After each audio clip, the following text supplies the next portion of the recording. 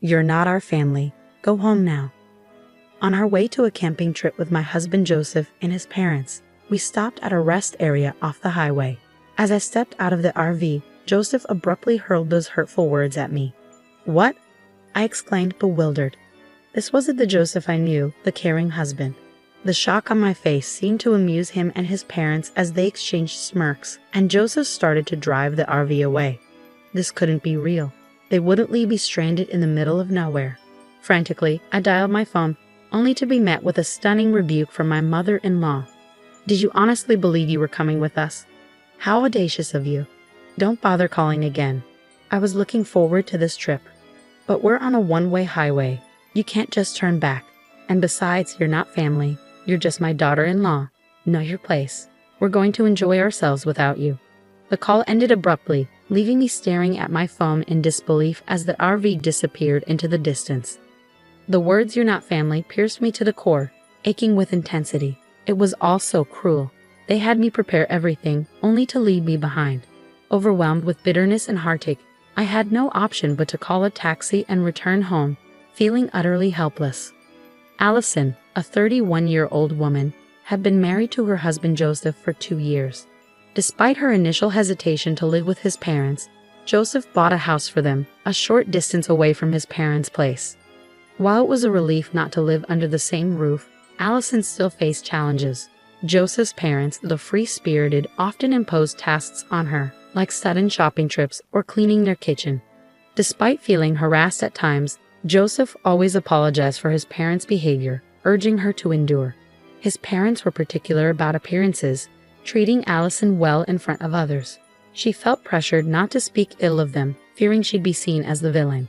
Despite her efforts to understand them better, being left behind by Joseph during a planned camping trip was a shock she struggled to recover from. The idea of camping arose during a visit to his parents, where Allison stumbled upon a lantern in the storage room. Curious, she asked about it, sparking a conversation about camping. Excited by Allison's mention of her father's camping enthusiasm and RV ownership, Joseph suggested they go on a family camping trip. With newfound excitement, he urged Allison to rent an RV for their upcoming adventure. My father cherishes his RV and takes care of it whenever he has free time. I'm not sure if he would lend it to us. Now it's your job to convince him. You better beg him to lend it to us, got it? Joseph urged when I hesitated at the sudden request. It's our first time camping and we don't know what we need, so it would be safer to borrow your dad's RV. Besides, I want to please my parents with a fun camping trip. Please, Allison. His plea left me little choice but to agree. I rushed to my father's place and explained the situation. To my surprise, he readily agreed. Really? Is it okay? I asked in disbelief. Of course. I thought you would refuse because you always polish and take care of it in your spare time. If it's for you, Allison, I'm happy to lend it, and I'm touched by your desire to please Joseph's parents. So take this whole set of camping gear so you can enjoy your first camping trip. If you're a beginner, this and this would be good, my father said, selecting easy-to-use equipment for beginners while explaining various things. I was thrilled to see how much my father cared for me, and it warmed my heart deeply. Perhaps this camping trip could serve as a bridge to bring me closer to my in-laws. All right, I'll work hard to prepare, I assured my father gratefully. I went ahead and reserved a campground equipped with power facilities, along with a nearby hot spring for added relaxation. When I shared the news with my husband and in-laws, they were overjoyed. We're so lucky to have you, Allison. I'm so excited. I can't wait. I'm glad you're happy, Joseph exclaimed, his enthusiasm infectious. On the day of our trip, I climbed into the RV driven by Joseph, brimming with excitement. As we hit the highway, heading towards the campground, my anticipation soared. But soon enough, my mother-in-law's demanding nature resurfaced. Joseph, I'm thirsty. Can we stop at the interchange on our way? She requested. Mom, I brought some drinks. You can pick one from here. Joseph replied, trying to accommodate her needs. None of them really appealed to me. As my daughter-in-law, you should know my tastes, my mother-in-law remarked, her tone dripping with disappointment. I'm sorry, I stammered, feeling the weight of her words. Stepping out of the car at the interchange to buy her the requested Dieter Pepper, I was blindsided by my husband's sudden coldness. Allison, you're not a part of our family, so go home now, he uttered, his tone devoid of warmth or understanding. Excuse me? What suddenly got into you? I gasped, unable to comprehend his words. This wasn't the Joseph I knew. He wasn't the one who typically showed me kindness and consideration. My shock only seemed to amuse them as they laughed at my expense, and the RV began to move again, leaving me stranded. They left me here in the middle of nowhere. Is this some kind of joke? Panic set in as I dialed a number, hoping for some semblance of understanding, only to receive a response from my mother-in-law that shook me to my core. You thought you could really come with us? What a brazen woman you are. Not a part of our family. Be aware of that. Bye. We'll enjoy a good family time without you. My mother-in-law's words echoed in my mind as the call abruptly ended. I stood there, stunned and speechless. How could they treat you like this? They had me prepare everything, only to exclude me at the last moment. What was Joseph thinking? Bitterness and sorrow washed over me, but I couldn't dwell on these feelings. Summoning all my strength, I called a taxi and returned home, feeling utterly betrayed. The following day, my husband and in-laws returned from their camping trip, excitedly recounting their adventures.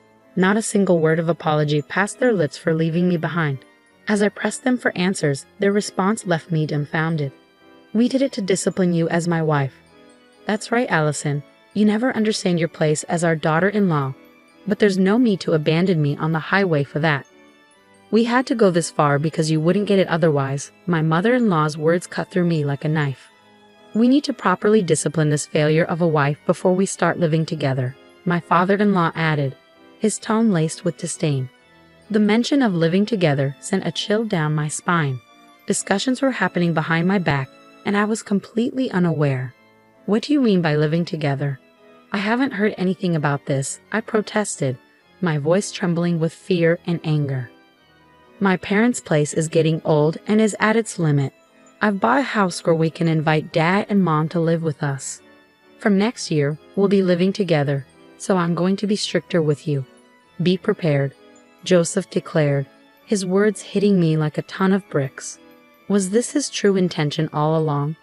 Deciding such a major thing without consulting me at all. I was stunned, feeling utterly betrayed. My anger was overshadowed by a sense of powerlessness as I realized my voice meant nothing to them. And to add insult to injury, after borrowing the RV, they didn't even bother to refill the gas or thank my father. Allison, why are you just standing around? Hurry up and return the RV to your dad. After cleaning the interior, wash the car, then return it to your father. We don't want to be seen as thoughtless, Joseph instructed, his words dripping with insincerity. As I surveyed the interior cluttered with trash, I felt a surge of disappointment. Not only had they ignored me, but they had also disrespected my father's kindness. It was unforgivable. After meticulously cleaning and washing the RV and filling up the gas tank, I returned it to my father. Upon seeing me, he greeted me with a warm smile. How was it? Did you enjoy the trip? I wasn't considered as their family, so I didn't go, I replied, recounting the events of being abandoned at the highway interchange and my husband's sudden decision to live with his parents without consulting me. My father's smile vanished, replaced by an expression of fury.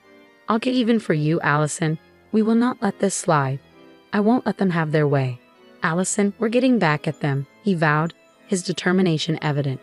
And in that moment, I felt a glimmer of hope amidst the darkness. With my father's wisdom guiding me, I returned to my in-laws' house where my husband and his parents were still basking in the excitement of the previous day's events. Keeping my emotions carefully hidden behind a light smile, I addressed them in a gentle tone. There's an even more amazing place than where we went yesterday. The autumn leaves are stunning right now. How about we go on a full-scale camping trip instead of staying in an RV? We could pitch a tent, enjoy a barbecue, and soak in the breathtaking scenery. At night, the sky is filled with stars.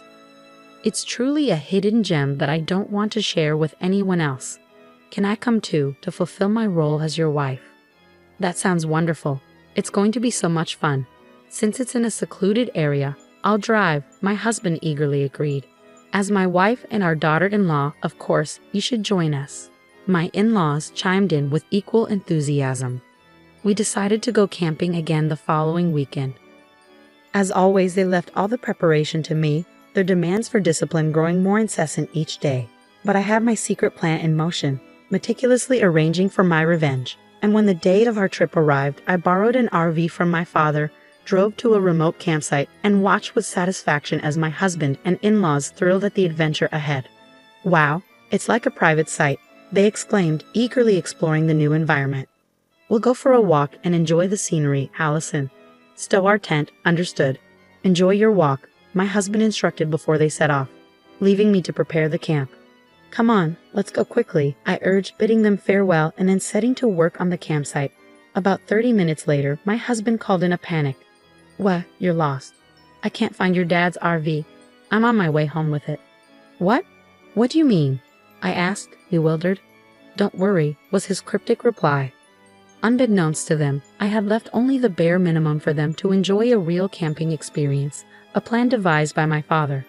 He had suggested they experience wild camping, where they would have to fend for themselves, akin to living on a deserted island rather than a convenient camping site with all amenities.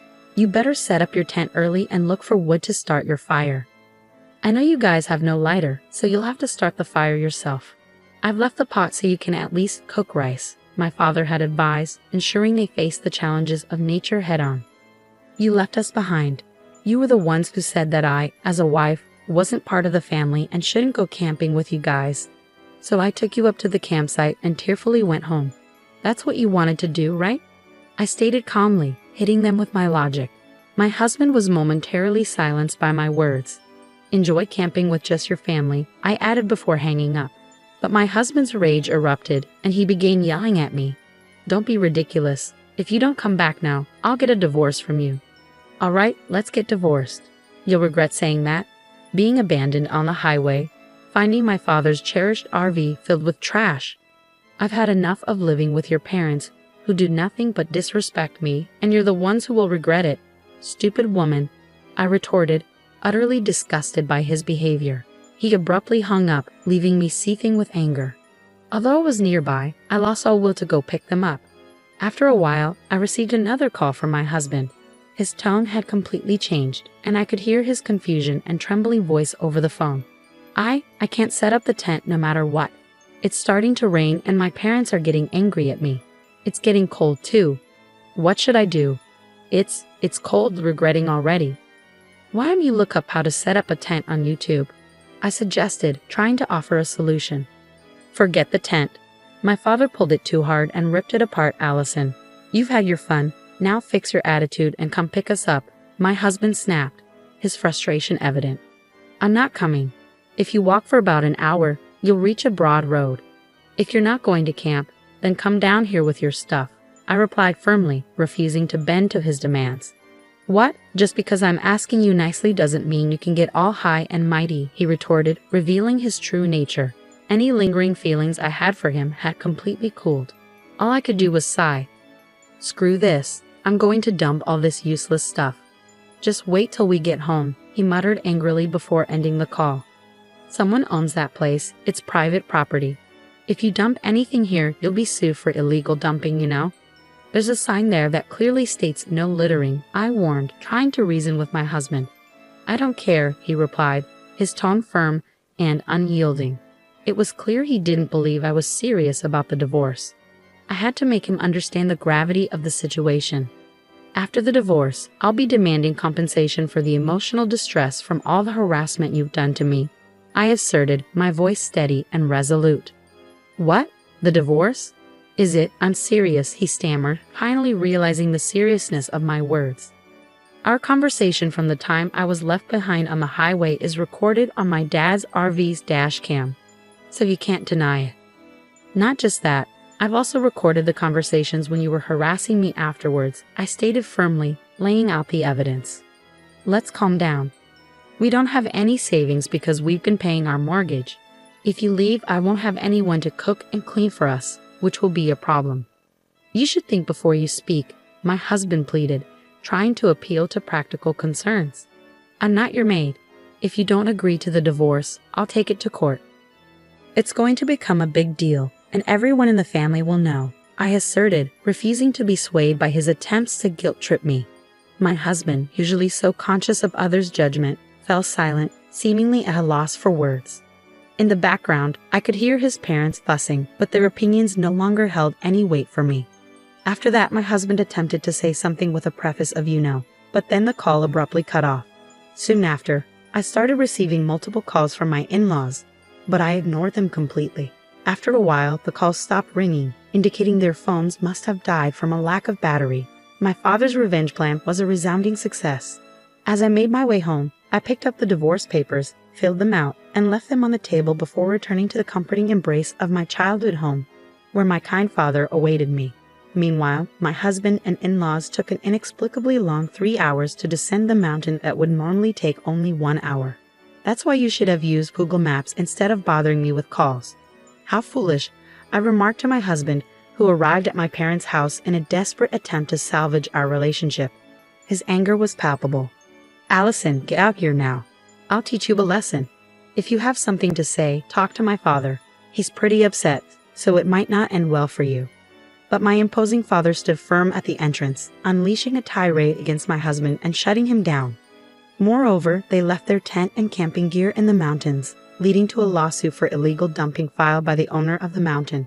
The person who filed the lawsuit, none other than my father, who had inherited the land from my grandfather. Security cameras installed due to recurring trespassing and dumping incidents made it clear who was responsible for the mess. As for the punishment, after finalizing our divorce, I demanded and received $1 million each from my husband and in-laws for the emotional distress they caused me. Unable to pay off their mortgage, my husband's house was foreclosed, and he now lives with his parents in their leaky house, leading a modest life as a family of 3. But there's no use crying over spilled milk. I returned to the company I used to work at before getting married, regaining the lifestyle that suits me. Next month, I plan to go camping with my parents, and I'm sure it will be a blast. After all the turmoil, I'm finally reclaiming my happiness and looking forward to brighter days ahead.